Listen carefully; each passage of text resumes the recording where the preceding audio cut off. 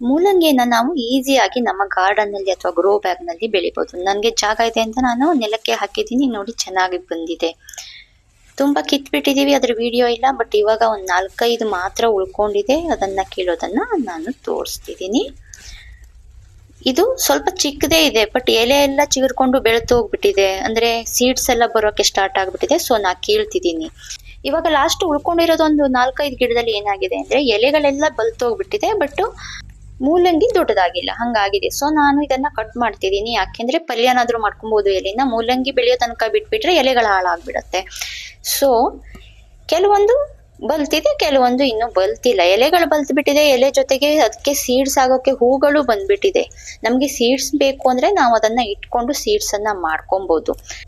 ಈ ಮೂಲಂಗಿ ಇದೆಲ್ಲ ವೆರಿ ಈಸಿಯಾಗಿ ಬೆಳಿಬಹುದು. ಅದು ಸ್ವಲ್ಪ ದಿನದಲ್ಲಿ ಬೆಳೆದ್ ಬಿಡತ್ತೆ, ಮತ್ತೆ ಆರಾಮಾಗಿ ಆಗತ್ತೆ. ಏನು ಅದಕ್ಕೆ ತುಂಬಾ ಕೇರ್ ಬೇಕಾಗಲ್ಲ.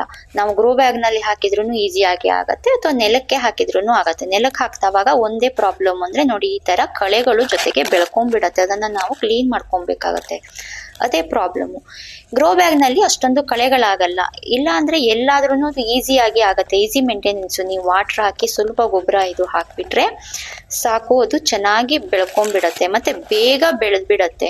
ಇವಾಗ ಕ್ಯಾರೆಟ್ ಎಲ್ಲ ನಾವು ಹಾಕಿದ್ರೆ ಆಲ್ಮೋಸ್ಟ್ 3 months ಬೇಕಾಗತ್ತೆ ಅದು ಬೆಳೆದು ನಮ್ಗೆ ಸಿಗೋಕೆ.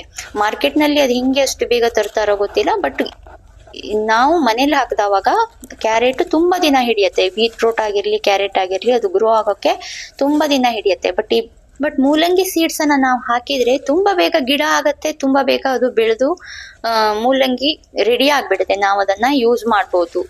ಅಷ್ಟು ಚೆನ್ನಾಗಿ ಬೇಗ ಬೇಗ ಬೆಳೆಯುತ್ತೆ. ನಾವು ಮನೆಯಲ್ಲೇ ಹಾಕಿರೋದ್ರಿಂದ ಅದಕ್ಕೇನು ಸ್ಪ್ರೇ ಎಲ್ಲ ಮಾಡಿರೋದಿಲ್ಲ ಸೊಪ್ಪಿಗೆಲ್ಲ. ಸೊ ನಾವು ಸೊಪ್ಪನ್ನು ನಾವು ಅದನ್ನ ಯೂಸ್ ಮಾಡ್ಕೊಬಹುದು. ಮಾರ್ಕೆಟ್ ಅಲ್ಲಿ ಬರೋ ಸೊಪ್ಪಿಗೆಲ್ಲ ಆದ್ರೆ ಅದು ಸ್ಪ್ರೇ ಆಗ್ಬಿಟ್ಟಿರತ್ತೆ ಔಷಧಿಗಳು. ನಾವು ಅದನ್ನ ಯೂಸ್ ಮಾಡಿದ್ರು ತುಂಬಾ ಹೆಲ್ಪ್ ಆಗಲ್ಲ. ನೋಡಿ, ಇದು ಎಲೆಗಳೆಲ್ಲ ಬಲ್ತಿ ಬಿಟ್ಟಿದೆ, ಬಟ್ ಇನ್ನು ರ್ಯಾಡಿಶು ಆಗಿಲ್ಲ, ಚಿಕ್ಕದಿದೆ. ಬಟ್ ನಾ ಬಿಟ್ರೆ ಅದು ಎಲೆ ಹಾಳಾಗ್ಬಿಡತ್ತೆ, ರ್ಯಾಡಿಶು ದೊಡ್ಡ ಆಗಲ್ಲ, ಹಂಗಾಗಿದೆ. ಇದು ಲಾಸ್ಟ್ ನಾನು ಕೊಯ್ತಿರೋದು. ಮೊದ್ಲೆಲ್ಲ ಕೊಯ್ದು ಬಿಟ್ಟಿದೀವಿ, ಬಟ್ ಇದು ಒಂದ್ 4 ಗಿಡ ಉಳ್ಕೊಂಡಿತ್ತು. ಇದನ್ನ ನಾನು ದೊಡ್ಡದಾಗದೆ ಇದ್ರೂ ಎಲೆ ಚೆನ್ನಾಗಿದೆ ಅಂತ ತೆಗೆದ್ಬಿಟ್ಟೆ. ಕೆಲವೊಂದು ಬಲ್ತಿದೆ, ಕೆಲವೊಂದು ಬಲ್ತಿಲ್ಲ, ಹಂಗಾಗಿದೆ.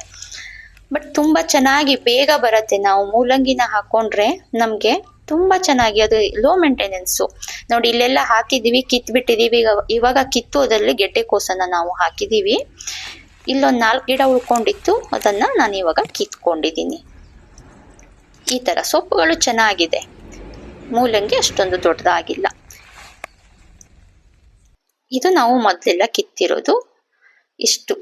ಎಷ್ಟು ದೊಡ್ಡದಾಗಿ ಬಿಡತ್ತೆ. ಅದೇ ಶೇಪ್ ಚೆನ್ನಾಗಿ ಬರಲ್ಲ. ನಾವು ಮನೇಲಿ ಹಾಕ್ದವಾಗ ಅದು ಗ್ರೋ ಬ್ಯಾಗ್ ನಲ್ಲಿ ಹಾಕಿದ್ರೆ ಸ್ವಲ್ಪ ಶೇಪ್ ಚೆನ್ನಾಗಿ ಬರುತ್ತೆ, ನೆಲದಲ್ಲಿ ಹಾಕಿದವಾಗ ಅಷ್ಟು ಬರಲ್ಲ. ಟೇಬಲ್ ಬೆಳ್ಕೊಬೇಕು, ಲೋ ಮೇಂಟೆನೆನ್ಸ್ ಇರಬೇಕು ಅಂತ ಅಂದ್ರೆ ಈ ತರ ಮೂಲಂಗಿನ ನಾವು ಆರಾಮಾಗಿ ಬೆಳಿಬಹುದು.